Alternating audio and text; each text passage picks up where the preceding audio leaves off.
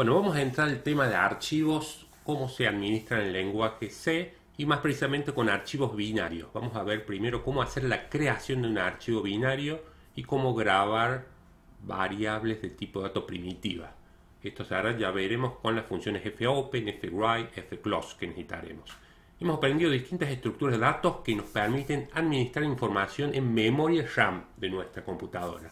Ahora veremos otra estructura de datos que nos permite almacenar datos en una memoria secundaria de nuestra computadora, como podría ser el disco duro, un pendrive, etc. Esta estructura de datos son los archivos. Un archivo veremos que es independiente a nuestro programa y podrá ser accedido luego por otros programas. Un archivo podemos imaginarlo en forma similar a un vector.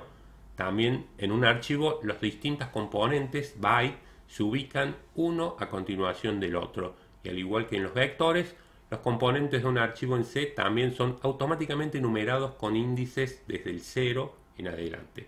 Pero la forma de procesar un archivo difiere totalmente con respecto a un vector.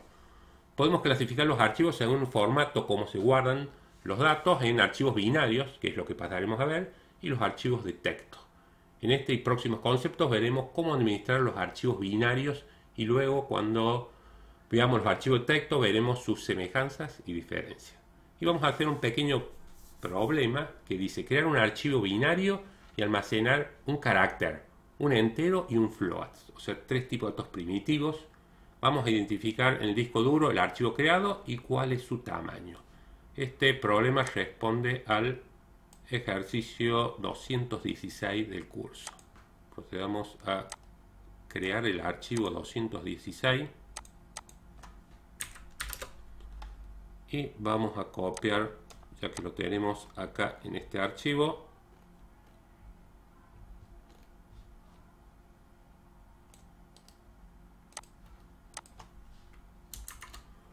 Lo vamos a ejecutar simplemente para ver que no haya ningún error sintáctico.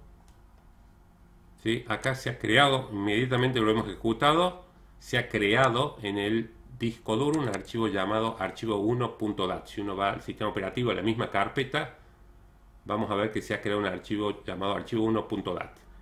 Existe un conjunto de funciones que nos permiten administrar archivos binarios en lenguaje C y se encuentran en el archivo de inclusión estándar.io. O sea, tenemos que hacer este include el estándar.io porque en este archivo están las funciones fopen, fwrite, fclose, que ya vamos a pasar a ver. Además, para trabajar con archivos debemos definir un puntero de tipo de datos file.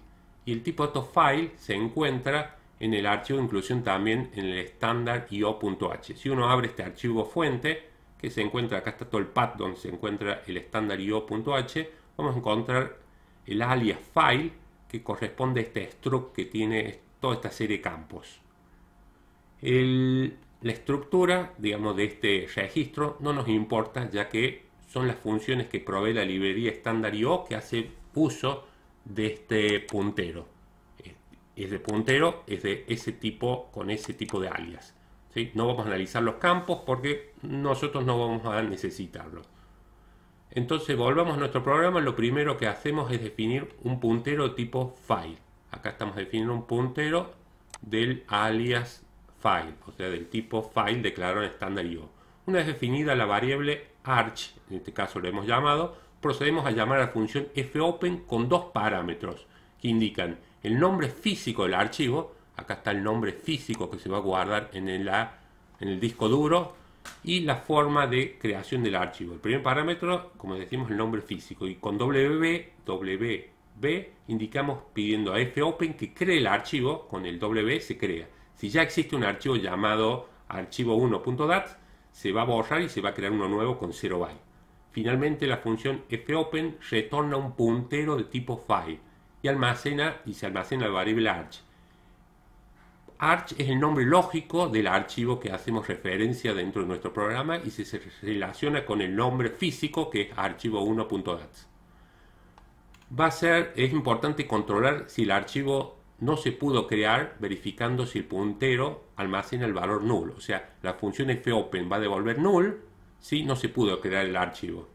El archivo podría no crearse porque el disco duro esté lleno, porque hay otros archivos con el mismo nombre y están siendo utilizados por otros programas. Si en Arch se almacena un valor distinto a null, luego ya tenemos creado el archivo arch1.dat, listo para grabar datos en el mismo. Inmediatamente luego que se crea el archivo, no contiene información para almacenar datos en el archivo, utilizamos la función fwrite para grabar datos. La función fwrite, al primer parámetro hay que pasarle la dirección de la variable a grabar en el archivo. En este caso le pasamos la dirección de la variable letter, que es una variable tipo char. Al segundo parámetro hay que pasar la cantidad byte del tipo dato a grabar. Normalmente utilizamos el operador sizeOf para recuperar el tamaño. SizeOf char me va a devolver un 1. El tercer parámetro le pasamos un 1, ya que guardamos solo una variable. Tendrá sentido cuando grabemos todo un vector con una sola llamada que le pasemos un valor distinto a 1. Y el cuarto parámetro es el nombre lógico del archivo. Arch es ese puntero tipo file. Si volvemos a llamar a la función fwrite, el nuevo dato se almacena en el archivo a continuación del último grabado. O sea, defino una variable valor 1 de tipo entera, le paso la dirección de valor 1, sizeOfInt, porque valor 1 es de tipo entero, y de forma similar grabo valor 2. Le paso la dirección de valor 2, sizeOfFloats. Si vamos, ejecutamos el programa como hemos trabajado con un char que ocupa un byte, un int que ocupa un byte y un float que ocupa 4 bytes, vamos al sistema operativo y vemos las propiedades de este archivo, vamos a ver que son 9 bytes. El archivo ha crecido y son 9 bytes, teniendo en cuenta que hemos grabado un char, un int y un float. Cuando no necesitamos trabajar más con el archivo, llamamos a la función fclose.